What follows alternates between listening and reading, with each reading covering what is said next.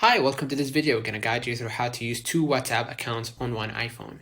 For a long time, iPhone users had to jump through massive hoops to get two WhatsApp accounts on one device. Fortunately, it's much easier now because Apple devices don't natively support quote-unquote cloning apps like some Android phones do.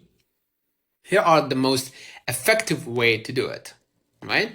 This is the safest and effective way. So, and legal. So that counts. Now, what we're gonna do, we're gonna go ahead to our App Store or Google Play. I'm gonna download WhatsApp, the main WhatsApp, plus WhatsApp Business. This is the official, safest, and most seamless method. You can run two separate apps simultaneously on the same iPhone.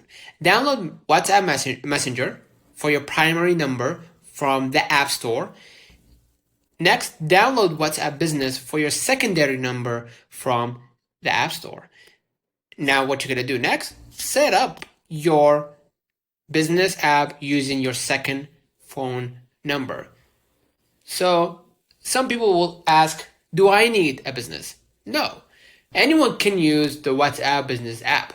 When setting it up, just choose not a business or other as your category and use your personal name.